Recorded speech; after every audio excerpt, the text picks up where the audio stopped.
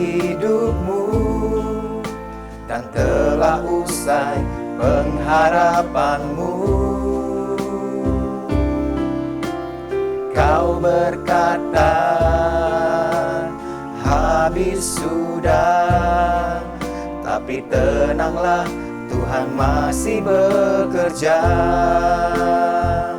Di saat tiada harapan, tak terbuka jalan, yakinlah Tuhan masih bekerja. Di tengah badai menerpa, masalah melanda, percayalah Tuhan masih bekerja. Tiada yang mustahil bagi Allah,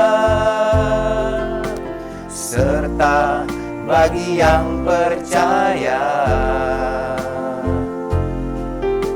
Semua badai taufan diteduhkannya, percayalah Tuhan masih bekerja. Di saat tiada harapan, tak terbuka jalan, yakinlah Tuhan masih bekerja.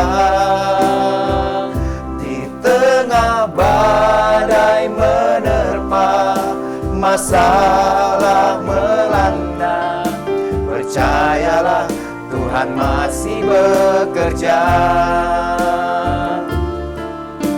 Percayalah Tuhan masih bekerja. Percayalah Tuhan masih bekerja.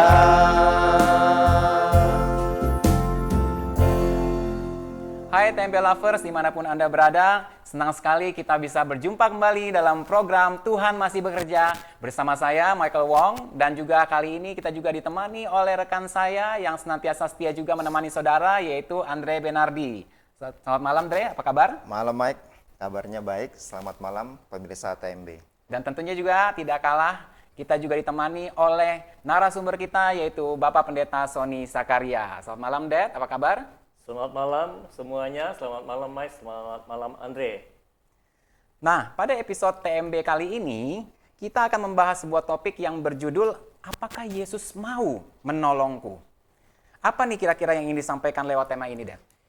Ya, sebelumnya mungkin saya bacakan dulu Matius pasal 8 ayat 1 sampai ayat 3 ya. Karena kisahnya seperti ini, kenapa saya memilih tema ini pada hari ini. Jadi waktu itu diawali dari saya membaca Matius 8 ayat 1 sampai 3 ini. Saya baca dulu ya. Semua pemirsa juga bisa membuka Alkitab Matius 8 ayat 1 sampai ayat yang ketiga. Oke. Setelah Yesus turun dari bukit, orang banyak berbondong-bondong mengikuti dia. Maka datanglah seorang yang sakit kusta kepadanya, lalu sujud menyembah dia dan berkata, perhatikan perkataannya, Tuhan, jika Tuhan mau, Tuhan dapat mentahirkan aku. Nah, dari ketika saya membaca pernyataan ini, Tuhan, jika Tuhan mau, Tuhan dapat mentahirkan aku, artinya sebetulnya kan dia ini percaya kalau Tuhan dapat melakukannya. Ya.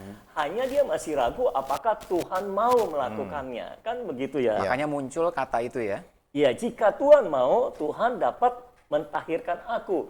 Artinya sebetulnya dia nggak ragu-ragu lagi kalau Tuhan dapat melakukannya, mentahirkan dia. Tetapi yang menjadi kebimbangan dia adalah apakah Tuhan mau melakukannya. Jadi buat dia percaya penuh bahwa Tuhan berkuasa mentahirkan dia. Cuma permasalahannya sekarang, Tuhan mau nggak mentahirkan dia.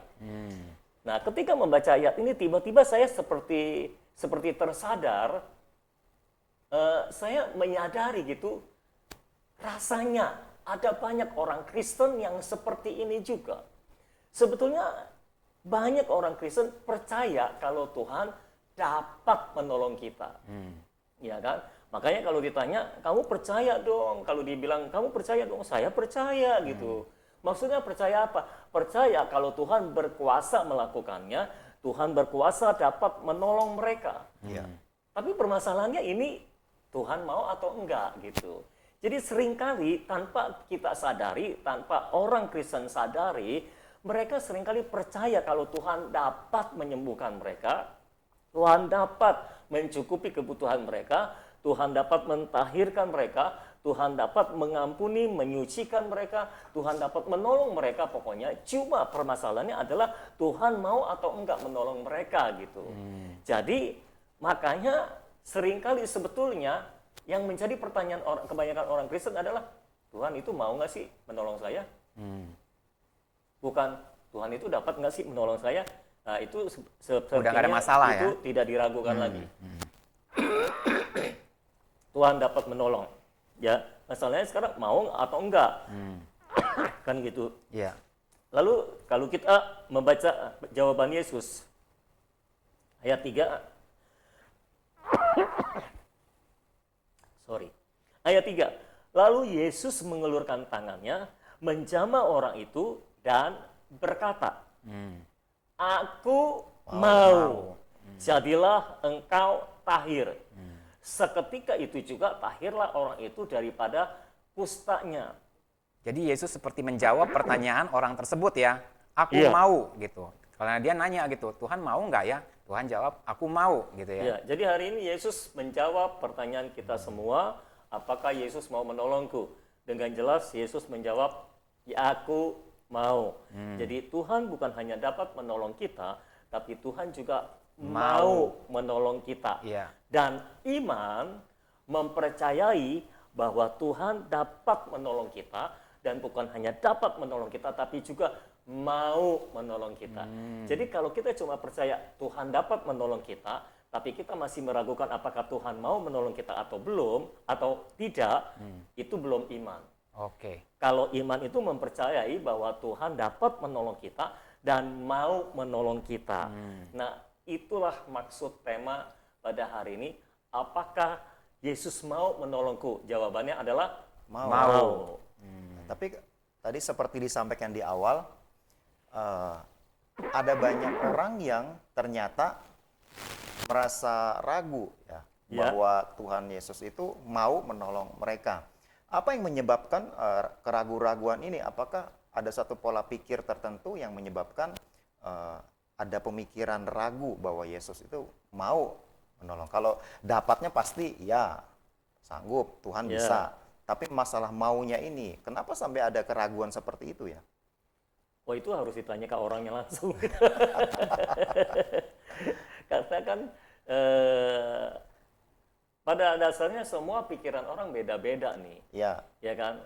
Yang satu ragu karena sesuatu, yang satu ragu karena pikiran yang lainnya. Mungkin ada orang yang nggak percaya kalau ya istilah kata tuh dia bilangnya, gue sih percaya Tuhan bisa melakukannya, tapi apakah Tuhan mau melakukannya gitu? Nah itu. Ya, mungkin ada yang latar belakangnya karena pemikirannya dia memang orangnya curigaan, ya kan?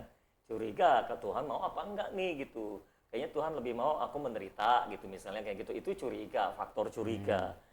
Ada juga yang lain orang nggak percayaan gitu ya, nggak percayaan sama orang gitu kan. Jadi dia juga meragukan apakah Yesus mau atau tidak. Nggak percaya sama orang, jadi nggak percaya sama Tuhan juga jadinya. Iya. Jadi memang nggak percayaan. Jadi ada orang yang curigaan, ada orang yang nggak percayaan. Berbagai latar belakang pemikiran lah harus ditanya ke orang satu-satu. Kenapa kamu nggak percaya gitu? Faktor pengalaman mungkin bisa mempengaruhi ya. Latar belakang, trauma masa lalu, bisa Pernah doa nggak nggak dijawab dijawab, misalnya, atau melihat orang yang doanya tidak dijawab, orang lain maksudnya. atau dia punya pengalaman buruk dengan bapak jasmaninya, ya kan? Bapak jasmaninya kayaknya kurang memperhatikan dia. Jadi dia kebawa tuh meragukan ketika ketemu sama bapak yang di sorga. Dia pikir bapak yang di dunia sama dengan bapak yang di sorga, nggak memperhatikan dia, nggak mau menolong dia gitu. Ya ada berbagai latar belakang pemikiran sih. Harus ditanya orang per orang kenapa dia ragu.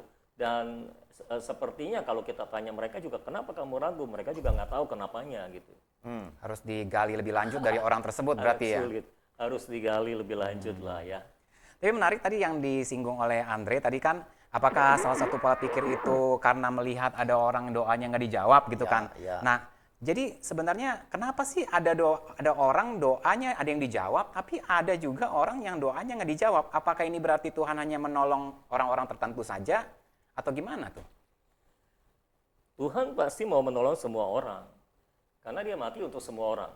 Ya, Ya kan? Oke. Kalau dia mati untuk semua orang, masakan dia cuma mau nolong 1 orang, 2 orang? iya nggak Kalau mungkin dia lah. mau mati buat semua orang, menebus semua orang, artinya kan dia mau menolong semua orang, dia mau menyelamatkan semua orang.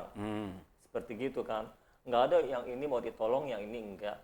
Pada dasarnya dia mau menolong semua orang. Toh dia mati buat semua orang, dia datang ke dunia juga buat semua orang, dia bangkit juga buat semua orang. Ya pokoknya dia menebus juga buat semua orang gitu. Jadi Artinya gimana? setiap kita harusnya percaya ya. Iya, Setiap kita kita ya, percaya. karena Tuhan memang mau menolong semua orang, berarti semua orang Pasti seharusnya dijawab percaya doanya. Tuhan bisa dan Tuhan mau menolong Iya. kita, seperti itu ya. Iya. Jadi kalau misalnya mereka merasa doanya nggak dijawab, gimana itu? Apakah juga itu pribadi orang tersebut yang tidak memperhatikan jawaban Tuhan gitu? Sebenarnya Tuhan udah jawab, tapi dia karena dia mau jawabannya sesuai dengan pikiran dia sendiri, jadi ketika Tuhan jawabnya beda, dia merasa bukan jawaban Tuhan gitu. Mungkin begitu kali ya? Ya mengapa ada orang yang doanya dijawab, ada orang yang doanya tidak dijawab gitu kan ya tadi ya. Iya. Sebetulnya Tuhan itu, makanya kan kita panggil dia Bapak ya. Iya. Tuhan itu betul-betul seperti Bapak. Misalnya, saya Bapak, saya punya anak 3. Ya kan? Ada yang satu kalau minta apa-apa, langsung dijawab, langsung Iya. boleh, langsung iya. Ada yang lain, kalau minta apa-apa, tunggu dulu. Kenapa tuh? Nah, coba yang udah punya anak kenapa? Kan punya 2 anak. Iya, ya iya. kan? Bisa belum waktunya, bisa memang dia belum bisa dipercayakan hal itu. Ya, Bisa seperti that's itu. right. Ya, that's the answer. Jadi sebagai seorang bapak, kita melihat juga kondisi anaknya, ya Iya. kan? Kalau anak kita minta, kan nggak semuanya kita langsung kabulkan juga, ya kan? Ada tertentu yang harus tunggu waktu ya. Ada tertentu yang harus Oke. tunggu waktu, belum waktunya. Misalnya kalau anak kita umur 12 tahun minta beliin mobil, kan nggak mungkin. Ya. Ya kan, Ya. masa kita kasih mobil kan nggak mungkin. Lagian kita juga nggak punya duitnya untuk beli mobil misalnya kayak gitu. Jadi ada berbagai kondisi, situasi yang seringkali ini seorang anak nggak mau ngerti. Maunya pokoknya, gua minta pokoknya harus dijawab sekarang juga gitu kan. Harus sekarang juga. Ya kita nggak bisa menekan Bapak di sorga untuk menjawab sekarang juga gitu. Ada banyak aspek yang menentukan kenapa yang ini dijawab, yang ini enggak, ya kan? Karena masih anak-anak juga kan berbeda. Iya. Ketaatannya pun berbeda. Kadang-kadang kalau anak kita taatannya mutlak sama kita, sepertinya kalau dia minta apa aja, kita maunya kasih aja gitu kan. Iya. Tapi kalau anak yang nggak taat, dia minta apa aja, rasanya kita maunya nggak kasih aja gitu kan. Jadi Iya. itu seperti bapak. Jadi makanya ada yang dijawab, ada yang enggak, ada yang dijawabnya nanti, tunggu dulu, ada yang langsung. Itu pasti pertimbangan seorang bapak. Pertimbangan yang sangat matang. Yang pasti Dari seorang pertimbangannya bapak. Tujuannya untuk kebaikan. Tujuannya si anak. untuk kebaikan si anak pasti. Kalau Iya. kita pakai contoh anak sama bapak ya, yang Iya. belum punya anak kayaknya agak susah ngomong kalau dalam hal ini. Ya makanya buru-buru punya. Kalau tentang penyakit gimana tuh, Dad? Kan kalau Kenapa? penyakit kan nggak mungkin dong Tuhan berkata belum waktunya. Maksudnya ini buruk bagimu gitu kan. Kalau sembuh itu kan seorang bapak kan mau anaknya cepat sembuh dong. Masa bapak anaknya lama sembuh lama gitu. Misalnya kalau dia merasa oh udah doa lama tapi penyakitnya belum sembuh misalnya. Belum tentu, belum punya anak ya. Makanya kan nanya. Iya. Misalnya nih, Heeh. ada seorang bapak punya anak, maunya merokok terus. Sudah bilang, jangan merokok, merusak paru-paru gitu kan. Sekali waktu dia sakit, batuk-batuk. Iya kan? Kadang-kadang ada bapak, biarin dia batuk-batuk, biar dia rasain gitu kan. Biar dia rasain sakit dulu, baru ngerti bahwa rokok itu merusak paru-paru misalnya kayak gitu. Jadi kadang-kadang seorang bapak bisa mendiamkan, membiarkan anaknya dalam tanda kutip menderita untuk sementara waktu lamanya sampai dia sadar bahwa yang dia lakukan itu salah dan ini adalah konsekuensi dari apa yang dia lakukan gitu loh. Jadi pemikiran seorang bapak itu Banyak lah ya. kompleks, perhitungannya itu memperhitungkan banyak hal. Tapi semuanya demi kebaikan si Kebaikan. anak. Pasti demi kebaikan si Tujuan anak. akhirnya Ya, ke arah situ. Ya. Walaupun harus melewati kondisi tidak enak, Iya, itu berguna supaya si anak bisa menyadari iya untuk betul. kebaikan dia di kemudian hari gitu, Mas. Iya, Selalu selalu saya tadi. selalu bicaranya memang untuk masa depan si anak pada akhirnya ya. Karena bagaimanapun juga seorang bapak selalu memikirkan masa depan Masa depan. si Ya, anak. betul. Sementara si anak kan kadang-kadang nggak mikirin masa Iya. depannya ya. Terlepas dari berbagai hal tadi yang kita bicarakan, kembali lagi kepada prinsip bahwa pada dasarnya Tuhan pasti mau menolong kita. Pada dasarnya seperti kebanyakan bapak, Iya, Tuhan. semua pasti bapak mau. pasti mau menolong anaknya, pasti mau mendengar seruan anaknya, pasti itu. Jadi pemirsa, poin yang Poin utama utama juga itu. yang perlu kita ingat nih ya, supaya kita lebih bisa mengerti lagi tuh, Iya. poin yang Bapak itu kayaknya penting banget tuh menurut saya. Jadi kalau kita menganggap Tuhan itu sebagai Bapak, Iya. kita akan lebih bisa menyelami lah istilahnya kenapa doa kita belum dijawab, atau Iya. kenapa doa kita ada yang dijawab, orang ada yang dijawab, ada yang tidak. Atau juga kita bisa melihat ke diri kita sendiri juga yang tadi yang bilang merokok gitu, bisa aja kita harus meneliti juga kita ya, maksudnya Iya. yang tadi itu, kenapa saya sakit mungkin karena ada apa gitu, gara-gara saya melakukan apa Introspeksi. gitu. Gitu. Iya, jadi jadi jangan kalau- sampai satu sisi doang menyalahkan Tuhan gitu kan. Iya, jadi kalau seorang bapak mendiamkan si anaknya menderita untuk sementara waktunya, pasti ada tujuannya. Iya. Pasti si bapak mau mengatakan sesuatu atau mau mengajarkan sesuatu. Nah, itu begitu. penting tuh. Yang pada waktu sebelumnya pernah berusaha diajarkan nggak ngerti. Iya. Nggak Nah, masuk. dengan kejadian ini akan bisa lebih dipahami oleh si Iya. anak gitu ya. Makanya saya suka mengatakan terkadang kita perlu mengalami sesuatu dulu, baru kita memahami kebenaran. Iya, iya. Seperti begitu. Jadi kalau dari sisi prinsip kita sudah sepakat bahwa pada dasarnya Tuhan mau menolong kita, Iya. bukan hanya dapat tapi juga mau. Nah, Iya. apa sih buktinya kalau memang Tuhan itu benar-benar mau menolong kita? Ya, saya bisa memberikan bukti-bukti yang tentu saja dari Alkitab Ya. bahwa pada dasarnya memang Yesus mau menolong kita gitu ya. Saya bisa berikan beberapa bukti. Yang pertama, dia telah mati bagi kita. Bayangkan masa dia telah mati bagi kita, dia nggak mau menolong kita. Itu agak aneh, nggak masuk akal. Itu fakta yang tidak dapat disangkal ya. Iya. Nah, Roma 8 ayat 32 juga berkata, ia yang tidak menyayangkan anaknya sendiri, Bapa di sorga, tetapi yang menyerahkannya bagi kita semua, bagaimanakah mungkin ia tidak mengaruniakan segala sesuatu kepada kita bersama-sama dengan dia. Jadi kalau dia mengorbankan anaknya sendiri, masa dia nggak mau menolong kita sih? Nggak mungkin lah. Iya. Kalau Yesus mau mati buat kita, masa dia nggak mau menolong kita sih? Nggak mungkin lah, nggak masuk akal. Tuhan pasti mau menolong kita. Itu sudah mutlak lah, nggak bisa diganggu-gugat. Menolong kita itu levelnya jauh di bawah mau mati bagi kita ya. Oh iya, nolong kan lebih gampang daripada mau mati gitu kan.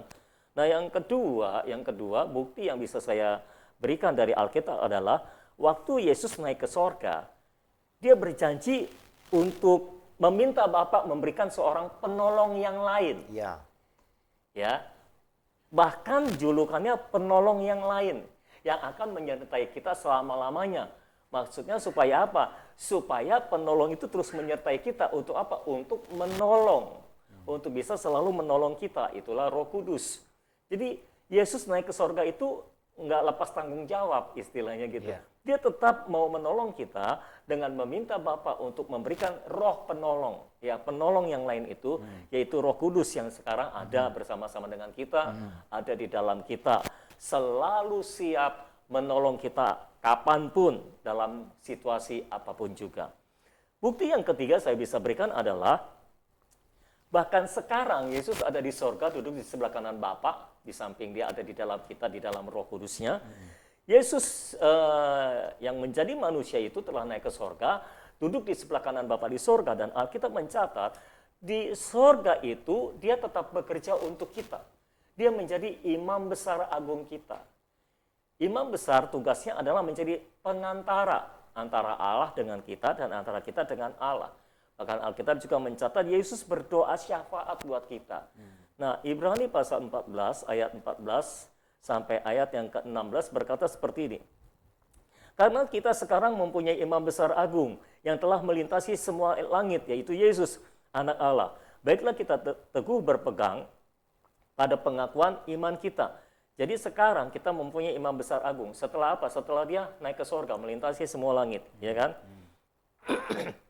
Kalau dia nggak naik ke sorga, kita nggak punya imam besar agung di sorga. Dia di sorga.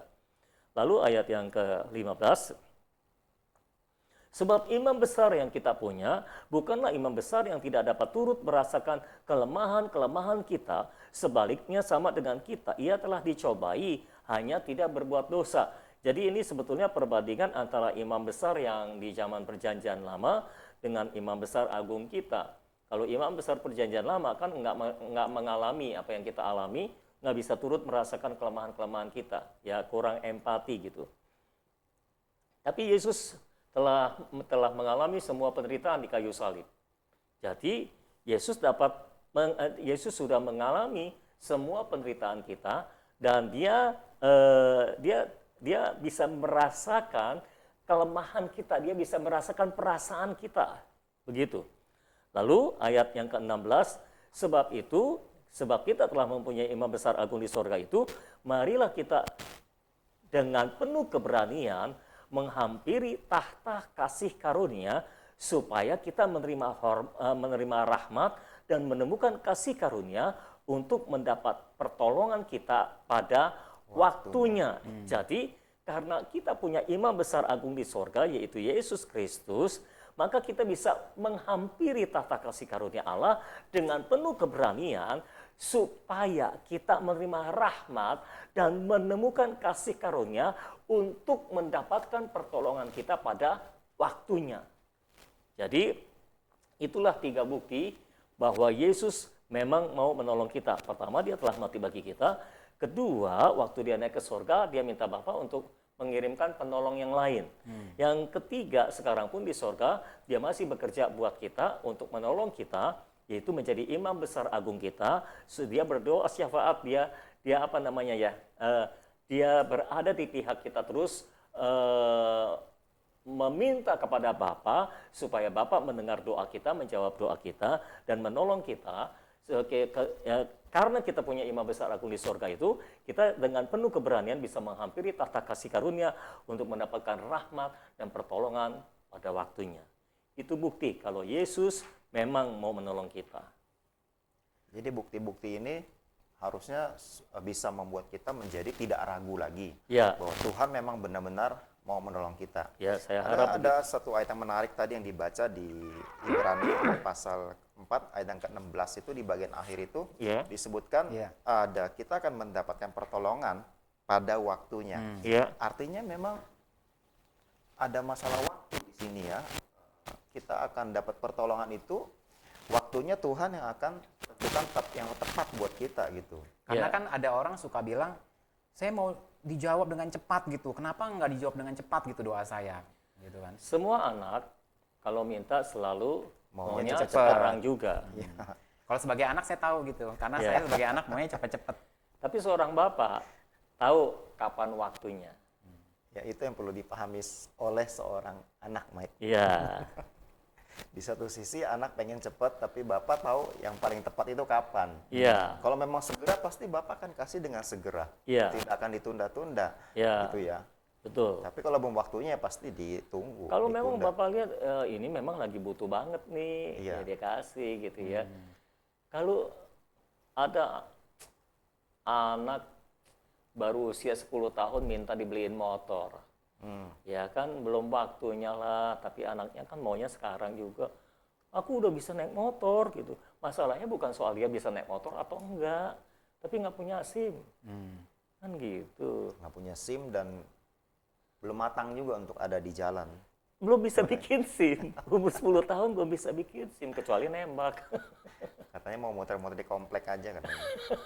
Ya kalau muter-muter di komplek ngapain beli motor? Iya kan? Sayang motornya. Iya. Jogging aja kalau di komplek.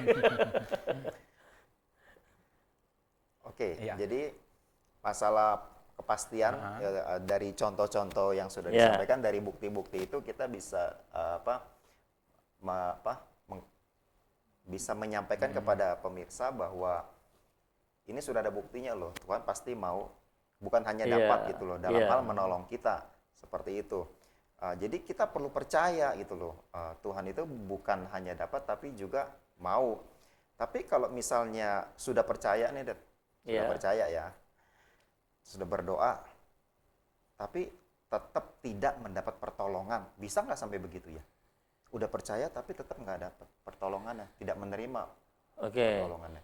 Pertanyaannya, gimana kalau saya percaya kita sudah percaya Yesus mau menolong, tapi tetap tidak menerima pertolongan, gitu ya? Iya, bisa terjadi seperti itu nggak tuh? Pertanyaan itu menunjukkan bahwa kita belum percaya sebetulnya. Oke, artinya belum percaya. Saya kasih kesempatan untuk merenung setengah jam. Tadi kan pertanyaan gini, Mike. Ah, Kita punya statement, kita udah percaya nih, Iya. Ya, gitu kan? kita percaya bahwa Yesus dapat dan mau menolong kita. Tapi Kita ternyata tanya, masih tapi kalau belum kita tidak menerima pertolongan tidak- gimana? Gimana gitu? Pertanyaan itu menunjukkan belum percaya. Belum percaya. Kalau namanya orang percaya, dia pasti menerima pertolongan, Tuhan dapat dan Oke. mau menolong, dia nggak bakal mempertanyakan lagi, dia nggak bakal meragukan lagi, ini dapat pertolongan nggak nih? Iya. Pasti. Karena sudah menunggu sekian lama nih, Ya, masih belum ada pertolongan nih. Padahal udah percaya nih, Iya. gitu ya Mike ya.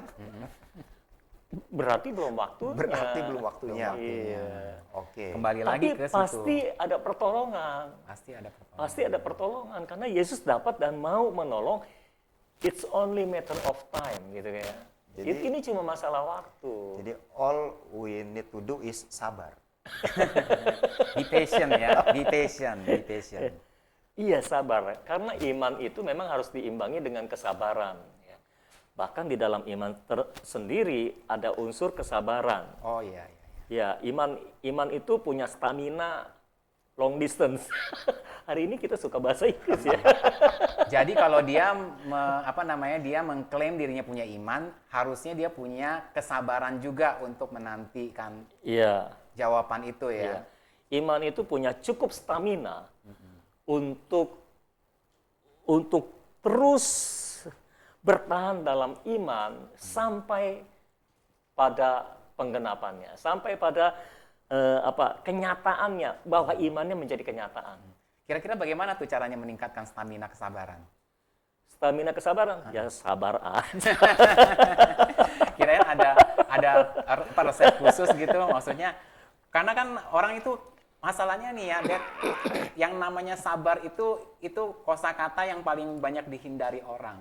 Karena orang pada dasarnya itu kebanyakan tidak sabar. Makanya kan dibilang menunggu itu adalah pekerjaan yang membosankan. Paling membosankan. Karena kan Paling itu menjemukan. itu membutuhkan kesabaran kalau menunggu itu. Iya. Banyak orang Kristen tuh selalu bilangnya tidak sabar gitu loh. Ya, kenapa orang tidak sabar? Karena orang mau buru-buru. Ya itu pasti. Kalau nggak sabar ya Iya maunya kan? buru-buru. Karena orang mau buru-buru. Kenapa orang mau buru-buru? Karena mereka berpikir kalau buru-buru itu jalan yang terbaik. Oke. Padahal buru-buru nggak selalu jalan yang terbaik. Karena kan segala sesuatu itu indah pada waktunya. Artinya kalau bukan waktunya, ya nggak indah gitu loh. Terkadang Tuhan itu menunggu segala sesuatunya untuk menjadi tepat pada waktunya, karena memang segala sesuatu itu indah pada waktunya. Jadi nggak boleh kecepatan. Nggak boleh kelamaan Dan juga. pasti Tuhan nggak akan biarkan kelamaan. Ya, Soalnya kadang-kadang ketidaksabaran ini juga membuat kita terburu-buru. ya benar. Maksud saya ketidaksabaran itu kadang-kadang ada juga tuh orang ya misalnya dijahatin orang gitu kan. Ya, Nah dia kan dia percaya tuh pada ayat yang mengatakan pembalasan adalah hakku, punya huruf gede gitu ya, jangan huruf kecil gitu. Tapi dia merasa, aduh ini Tuhan kok orang masih tetap aja senang-senang ya di atas penderitaan orang gitu. Kapan gitu, kapan? Jadi dia nggak sabar gitu. Ah Tuhan lama banget sih kalau mengadakan Kapan pembalasan. apa nih? Kapan Tuhan menghukum Iya mereka? gitu. Nah, itu motivasinya aja udah nggak baik Oh, gitu. gitu ya. Itu motivasinya aja udah nggak baik gitu.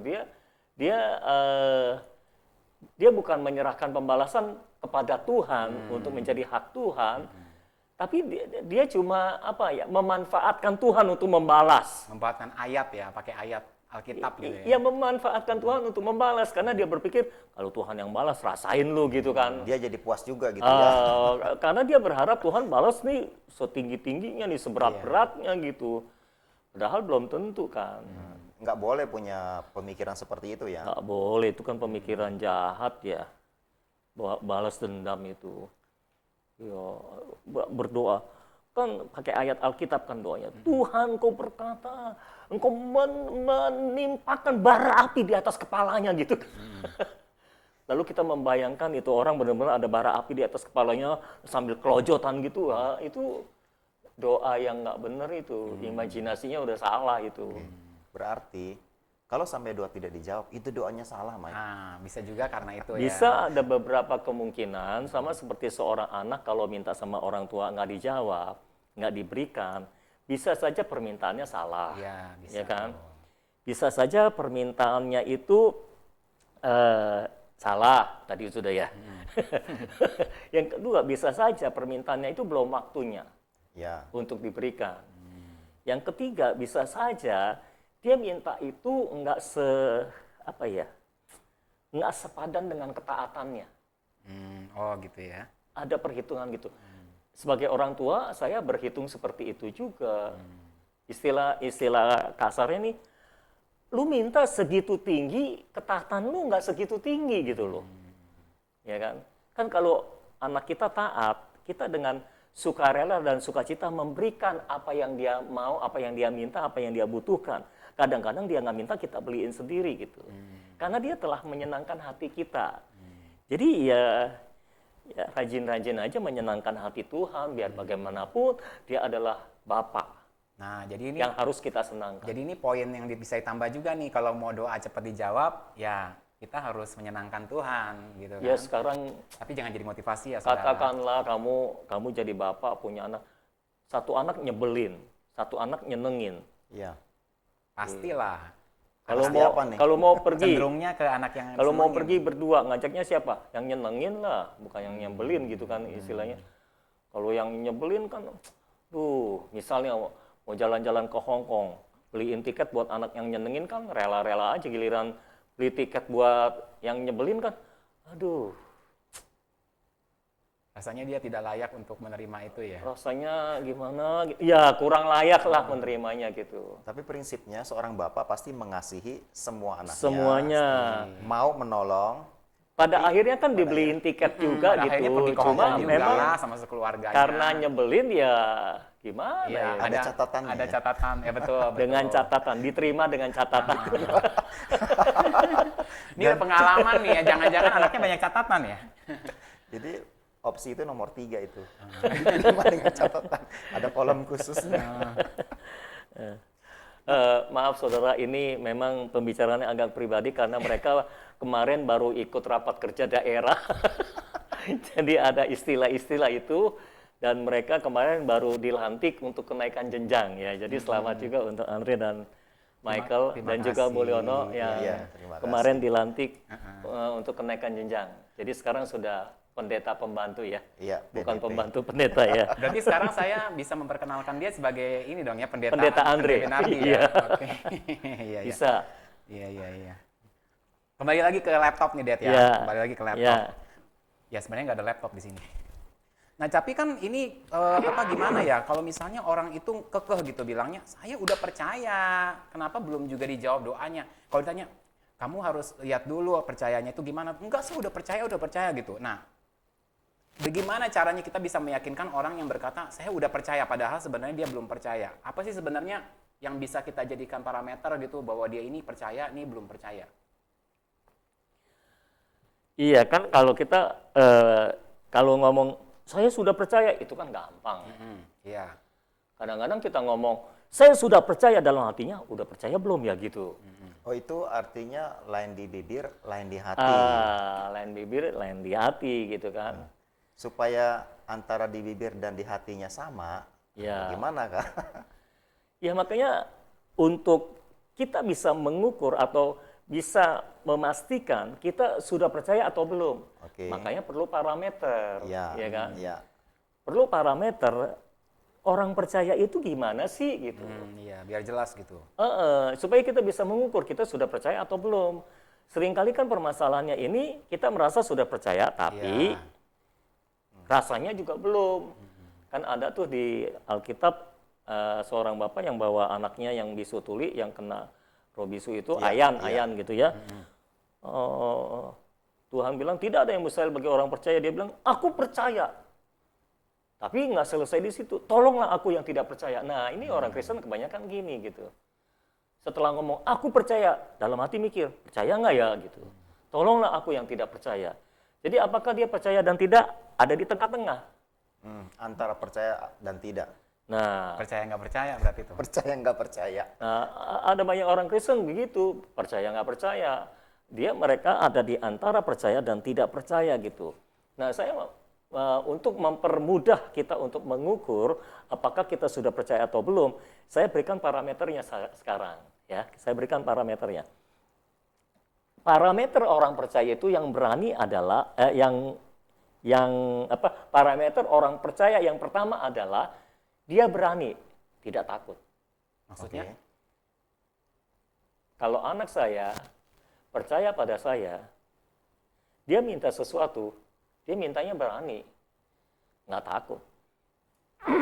Karena dia yakin bapaknya pasti akan memenuhi apa yang dia minta begitu ya. Pertama dia yakin bapaknya Dapat.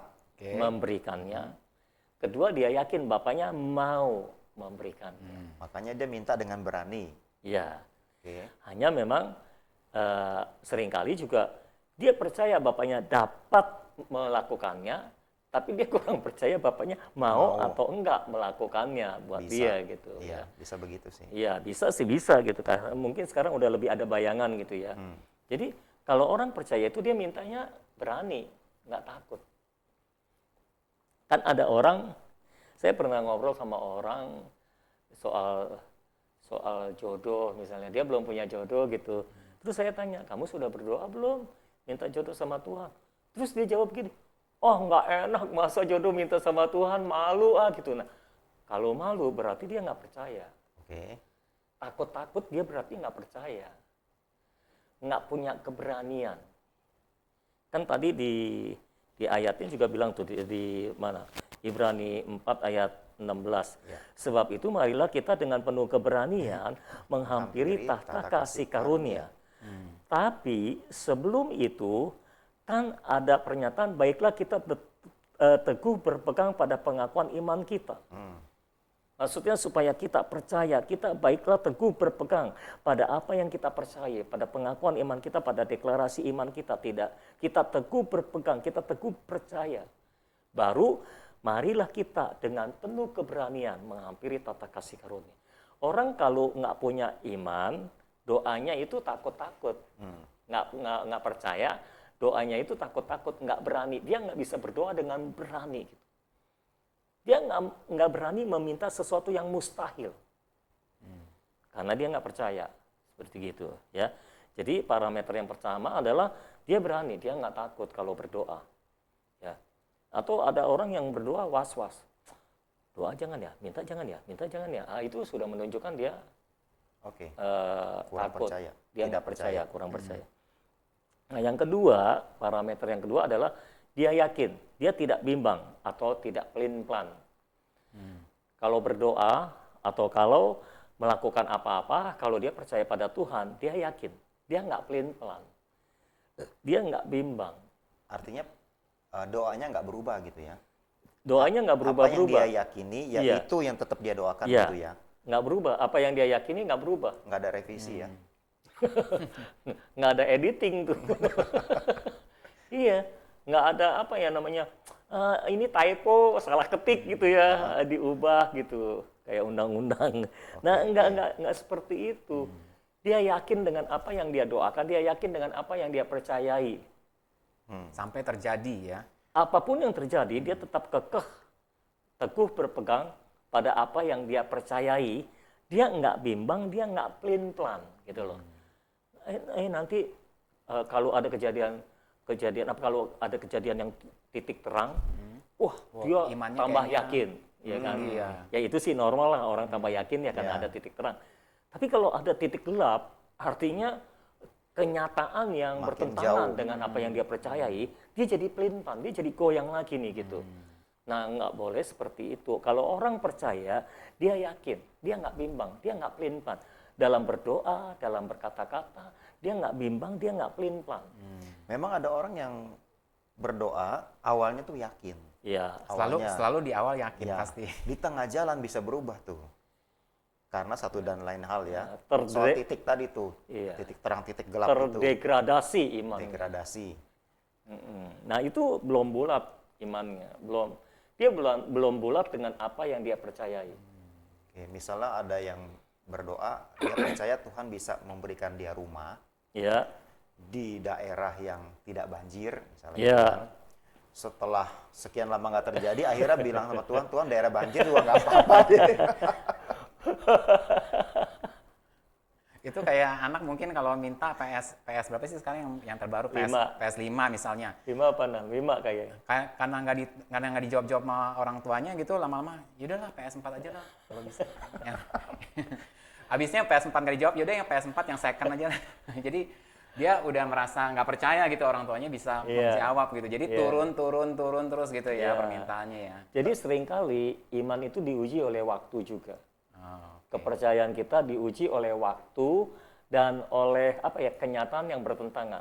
Seringkali dalam tanda kutip ya, Tuhan seperti sengaja mengizinkan kita dipertemukan dengan kita dibenturkan dengan hal yang bertentangan sehingga kita jadi goyang nih, mau pelin-pelan. Oke.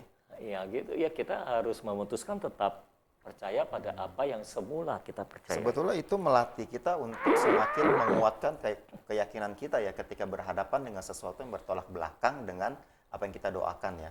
Iya, iman memang butuh tekad. Nah, itu pilihan kita tuh ya, berarti kita mau maju terus atau kita Iya. mundur. Itu sebenarnya proses pembentukan kita juga gitu. Maksudnya untuk kita bisa beriman itu nggak langsung tiba-tiba ting jadi orang beriman gitu kan. Itu mesti dilatih terus lewat permohonan kita yang memang kita percayai. Ya udah kita ngomong terus itu nggak berubah. Akhirnya kita jadi punya keyakinan Yang teguh. terhadap itu dan Iya. akhirnya ketika kita mau berdoa lagi untuk hal yang lainnya, iman kita tuh semakin kuat gitu ya untuk terus berpegang pada apa yang kita percayai gitu kan. Ya memang untuk memiliki iman yang bulat itu butuh proses juga. Abraham juga, bapak orang beriman itu diproses. Tadinya kan masih mundur maju. Pegang janji Tuhan, lepas lagi, pegang, lepas lagi. Soal Ishak pegang, lepas lagi. Soal keturunan. Ya. Keturunan. Karena dia mendapati faktanya bertolak belakang. Dia sudah semakin tua dan lanjut umurnya. Istrinya juga sudah semakin tua, mandul juga. Udah angkat anak aja deh gitu kan. Pelin-pelan bimbang gitu. Tapi Tuhan terus membentuk imannya sampai sekali waktu dia bulat. Roma 4 berkata dia tidak menjadi bimbang. Ya. Walaupun usianya sudah semakin tua dan dia sudah mati pucuk gitu kan. Tapi dia terhadap janji Allah tidak bimbang. Ya, karena dia percaya bahwa Allah berkuasa menggenapi semua yang telah dijanjikan. Iya. Jadi kalau kita terus mau melatih iman kita, ya kita meresponi proses pembentukan iman kita yang dilakukan oleh Tuhan, maka saya percaya iman kita akan menjadi bulat sekali waktu. Jadi parameter nomor 2 tadi, untuk mengukur apakah kita sudah percaya Tuhan dapat dan mau menolong kita Iya. adalah yakin. Tidak bimbang. pelin-pelan, tidak bimbang. pelin-pelan, Apapun yang terjadi di tengah-tengah jalan tetap Iya. tidak berubah Ya, keyakinannya. kalau percaya. Tetap percaya. Apakah ada parameter, Parameter lain yang ketiga adalah to the point, tidak bertele-tele. lagi? To the point. Jadi orang kalau percaya itu, kalau ngomong itu nggak bertele-tele, nggak to the point, Nggak muter-muter. nggak muter-muter. Saya kasih contoh. Sekali waktu ada orang datang kepada kamu gitu ya. mau pinjam duit, mau Oke. pinjam duit. Harusnya kan langsung kan, Ya. Pak, boleh nggak saya pinjam duit sekian gitu Oke. untuk keperluan ini. Gitu. Hmm. Karena dia percaya kamu bakalan bisa memberikan pinjaman dan mau memberikan pinjaman. Jadi langsung aja Karena ini sampaikan. butuh bener nih. Terus dia ada deposito yang akan dicairkan nanti tanggal segini saya bayar gitu kan Oke. langsung. Tapi kalau dia ragu-ragu, kamu mau apa enggak ya nolongin dia?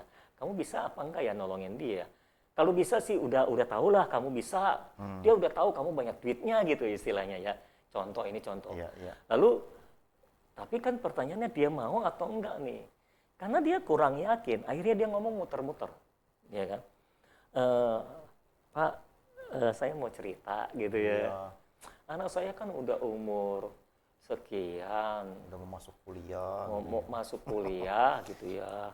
Sekarang bisnis kan lagi susah. Orang itu lagi susah. Dia kayaknya, lebih pinter dia. Kayaknya ini lanjut. pengalaman pribadi kali ya. Ada yang print ada apa? Terus- Ada yang muter-muter sama dia ya. Terus gimana? Iya, apa biaya meningkat, pengeluaran banyak, bisnis susah, penerimaan kurang kan, anak kan tetap masih kuliah kan. Iya, lagi pandemi lagi. Iya. Ya gimana ya Bapak, menurut Bapak gimana ya gitu.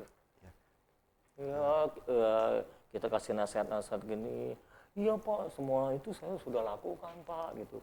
Tapi masih nggak ini, gimana ya kira-kira Bapak bisa bantu nggak ya? Jadi setelah muter-muter, akhirnya kadang-kadang nggak mencapai tujuan. Muter-muter nyasar. Akhirnya Tadi saya datang mau ngapain Pak ya? Nah itu sebetulnya menunjukkan bahwa dia ragu-ragu ya. Nah orang kalau berdoa itu muter-muter, itu juga menunjukkan dia ragu-ragu. Dia ragu-ragu. Misalnya, doa minta perlindungan Tuhan aja panjangnya setengah mati. Oh, Ada orang yang disuruh doa penutup aja panjang. itu doa penutup Ada ya. orang yang disuruh doa makan aja panjang muter-muter. Oh. Ya, Tuhan kami ingat orang yang di Ethiopia, kami ingat orang yang di Ghana, yang di Uganda semua kelaparan, busung lapar, mereka butuh makan, kasihani mereka Tuhan, berkati mereka, berikan mereka makan, terima kasih Engkau sudah memberkati kami dengan makanan, sementara banyak orang yang kekurangan makan, baru tolong sucikan makanan ini berkati. Ya makanannya di depan mata, ngapain ke Afrika dulu gitu loh. Kan sudah ada di depan mata, ya kan. Ngapain muter-muter ke Ghana, ke Uganda, ke Afrika gitu ya. Nah, Yesus juga bilang kalau kamu berdoa, jangan kamu doa bertele-tele seperti kebanyakan orang yang tidak mengenal Allah. Mereka menyangka dengan banyaknya kata-kata, doa mereka akan dijawab. Jadi saudara, doa dijawab itu bukan permasalahan kata-katanya banyak atau sedikit. Tapi permasalahannya kata-kata yang kita ucapkan kita yakini atau enggak. Oke. Kalau kita banyak ngomong tapi nggak yakin, semuanya ngambang, siapa juga yang mau memberikan gitu kan. Iya. Alkitab bilang dalam Yakobus, orang yang bimbang, orang yang mendua hati tidak akan mendapat apa-apa dari Tuhan. Kayak gitu. Jadi memang orang yang percaya itu biasanya dia lebih to the point, tidak bertele-tele. Ya, nggak bertele-tele dia, lebih straight to the point. Jadi itu adalah ciri-ciri atau parameter dari orang yang benar-benar percaya Tuhan dapat dan mau menolong. Ya. Berani, yakin, to the point. 3 ya. Berani, yakin, to the point. Itu bisa kita jadikan parameter. Kalau kita mau mengukur, sebetulnya kita sudah percaya atau belum sih? Gitu. Oke, kita sudah dapat parameter untuk mengukur. Nah, selanjutnya apa sih yang harus kita lakukan supaya kita tuh bisa benar-benar percaya bahwa Tuhan itu bisa, Tuhan itu dapat dan juga mau gitu menolong kita. Ini mungkin bisa jadi kesimpulan nih ya. Iya. Bisa jadi Apa yang harus dilakukan supaya kita percaya? Yang perlu kita pahami adalah bahwa percaya adalah soal keputusan, bukan soal perasaan. Jadi semua pemirsa tolong pahami, percaya adalah soal keputusan, bukan soal perasaan. Ya. kok rasanya aku belum percaya ya. Nah, itu masalah perasaan. Oke. Tapi kita harus memutuskan kita mau percaya atau tidak. Ya. Seringkali dalam masa-masa kelam biasanya kan iman kita digoncangkan. Ya kan? Apalagi masa kelamnya dalam kurun waktu cukup lama gitu kan. Nah, seringkali ketika saya berdoa dalam masa-masa kelam, saya sering mengucapkan kalimat ini, Tuhan, aku percaya. Aku memutuskan untuk tetap percaya apapun yang terjadi. Itu keputusan, Oke. bukan perasaan. Ya. Karena kalau mengikuti perasaan, ya tentu saja ketika kejadian semuanya suram, iman kita ikut suram. Tapi kalau di tengah kesuraman kita tetap memutuskan untuk percaya, bisa atau nggak bisa? Apapun yang terjadi situasinya, kita Percaya memutuskan itu soal keputusan. Pesan. Contoh katakanlah, mungkin saya harus ngomong, saya percaya perlindungan Tuhan. Ini kan lagi pandemi nih. Ya. Banyak virus di mana-mana, COVID gitu kan, COVID-19 gitu ya. Nah, kalau saya melihat laporan, wah yang kena COVID makin banyak. Lalu saya melihat orang-orang sekitar saya juga, sini kena COVID, tetangga itu kena COVID, ini kena COVID. Apa yang harus saya lakukan? Tuhan, saya percaya. Saya tetap percaya. Saya tetap percaya. Saya memutuskan untuk tetap percaya. Apapun yang terjadi. Bahkan ekstrimnya, kalaupun saya kena COVID, saya tetap percaya gitu. Nah, itu keputusan. Ya. Permasalahannya orang Kristen adalah mereka tidak mau mengambil keputusan untuk percaya. Mereka selalu menunggu perasaan untuk percaya. Ya. Perasaan tidak akan mungkin muncul karena perasaan itu mengikuti keputusan. Kalau kita terus memutuskan, lama-lama perasaannya akan menyesuaikan. Lama-lama perasaannya percaya. Ya. Oke, perlu dikondisikan perasaannya yang menyesuaikan diri dengan apa yang sudah diputuskan. Perasaan memang mengikuti keputusan. Masalahnya adalah kalau kita tidak memutuskan, jadi kita mengikuti perasaan. Oke. Perasaan yang ambil alih malahan. Perasaan jadi memimpin hidup kita. Tidak boleh keputusan yang harus memimpin hidup kita. Jadi kita putuskan apa yang benar, apa yang dipercaya. Kan ada orang-orang Kristen yang awal-awal pandemi terjadi, itu deklarasi iman dari Mazmur Ya. 91 Betul, ya. Banyak begitu sekali itu. kenceng. Tuhanlah perlindunganku gitu Iya, kan. iya. Wah, aku tidak perlu takut terhadap penyakit sampar yang bertebaran di mana-mana, panah api, si jahat apalagi. Jala penangkap burung dan sebagainya. Pokoknya perangkap-perangkap iblis sekalipun 1000 rebah di sisi kiriku, 10.000 di sebelah kananku, aku tetap tidak akan goyah gitu kan.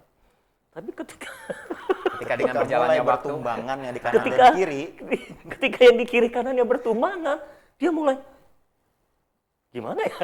Gimana? Suara Mazmur 91-nya nggak kedengaran lagi gitu. berarti dia dikuasai oleh perasaan itu. Perasaan mengikuti keadaan. Nah, apa yang harus kita lakukan? Kita harus mengambil keputusan. Kembali lagi Memutuskan yang untuk pertama. percaya. iya. Tuhan, dulu kita percaya sekalipun 1000 rebah di sisi kiriku, 10.000 sebelah kananku, aku tetap kokoh kuat tidak akan goyah. Giliran 1000 rebah di sisi kiri kita, 10.000 rebah di sebelah kanan kita jadi bingung. Padahal sebenarnya itu lagi menjawab Deklarasi deklarasi imannya dia itu ya. sebenarnya. Cuman karena dia dikuasai perasaan, deklarasi dia seperti kayak hilang begitu aja. Pokoknya kesimpulannya seperti ini. Dalam segala iman kita akan selalu diuji. Oke. Oke. Kita nggak bisa bilang sembarangan kita beriman tanpa mau diuji. Yang namanya iman nggak takut diuji. Dan iman kita memang akan selalu diuji. Itu sebabnya seringkali iman kita dibenturkan dengan fakta yang sangat bertolak belakang dengan iman kita. Dan pada saat itu terjadi, kita harus mengambil keputusan. Keputusan untuk Jadi percaya. saudara ambil palu dan katakan, keputusannya adalah saya percaya. Tok, tok, tok, tok. Nah, ini masih Kayak rakyat kemarin.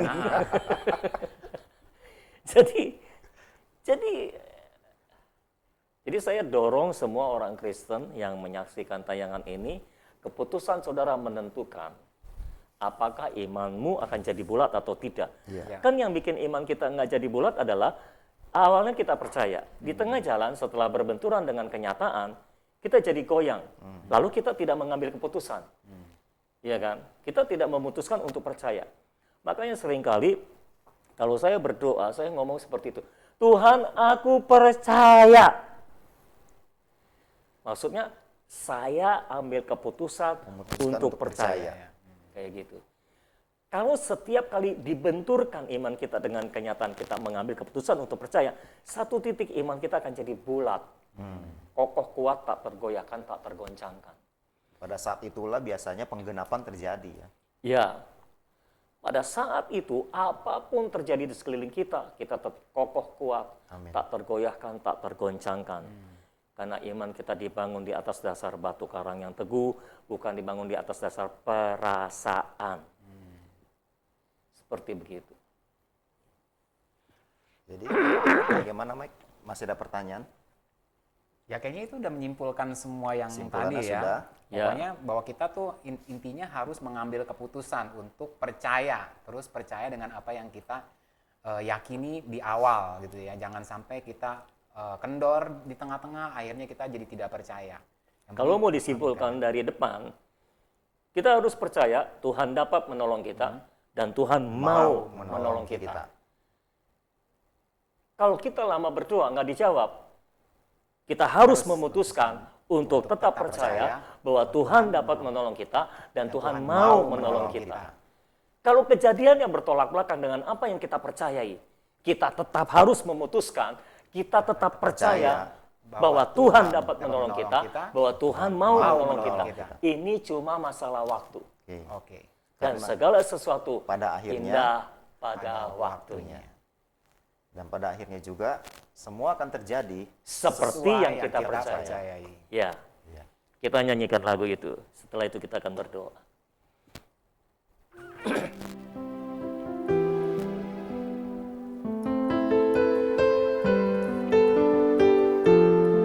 Semua saudara nyanyi juga ya, ada teksnya di layar.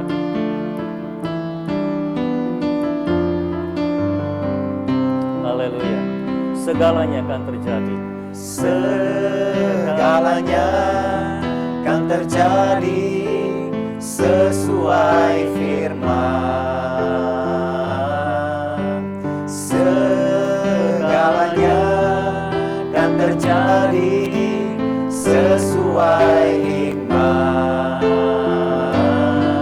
Segalanya kan terjadi sesuai yang ku percaya.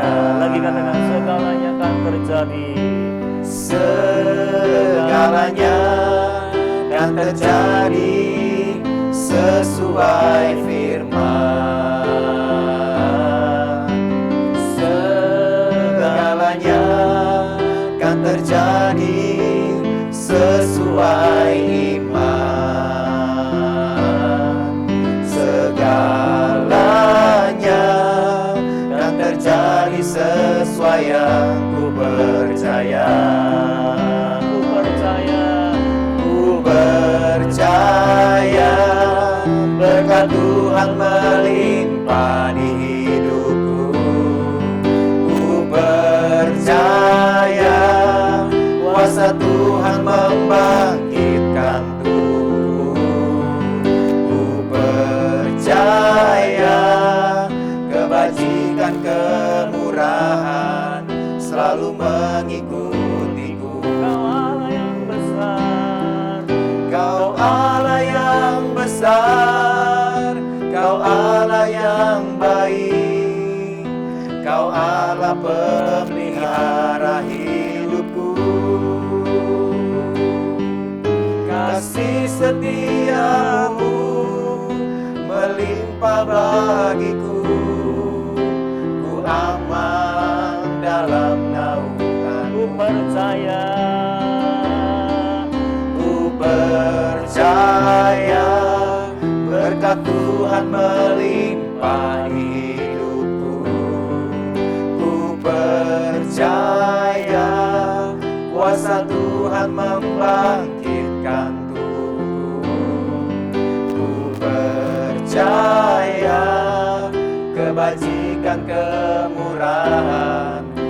selalu mengikutiku. Lagi katakan ku percaya. Ku percaya berkat Tuhan melimpah di hidupku. Ku percaya kuasa Tuhan membangkitkan tubuhku. Ku percaya kebajikan kemurahan selalu mengikutiku. Kau Allah yang besar, Kau Allah yang besar, Kau Allah yang baik, Kau Allah pemelihara hidupku. Kasih setiamu melimpah bagiku, ku aman dalam naunganmu. Ku aman dalam naunganmu. Ku aman dalam naunganmu.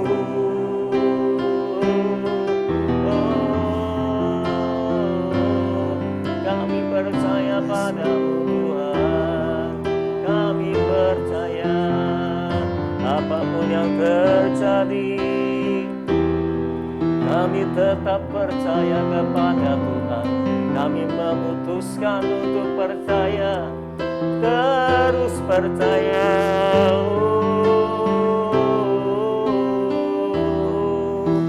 Tuhan, kami percaya Tuhan, Engkau adalah Allah yang baik, Engkau adalah Allah yang besar, Engkau adalah Allah yang berkuasa Tuhan.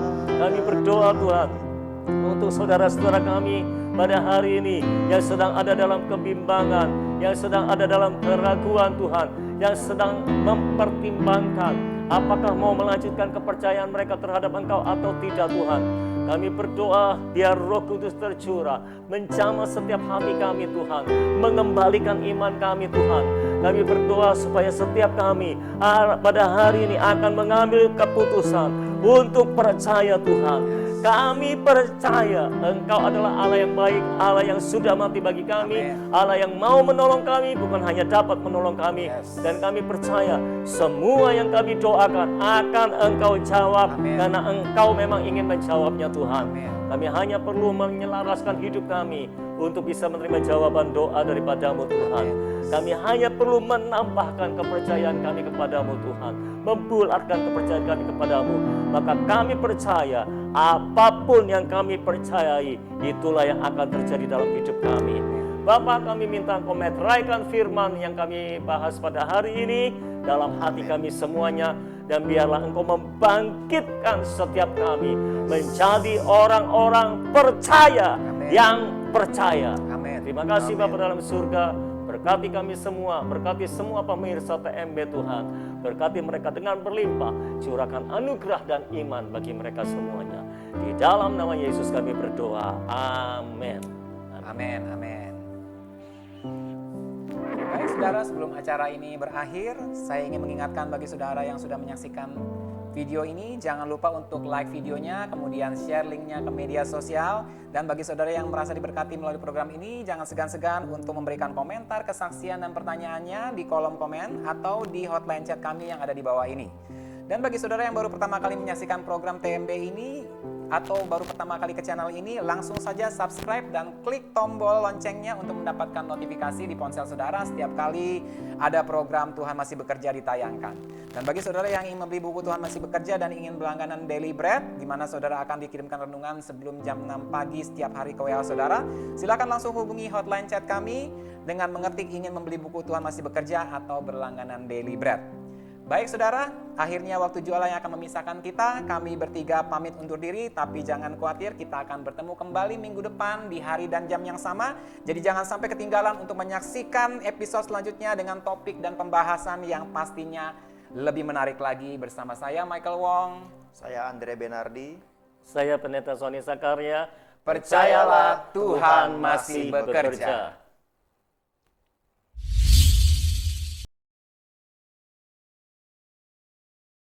Masih bekerja.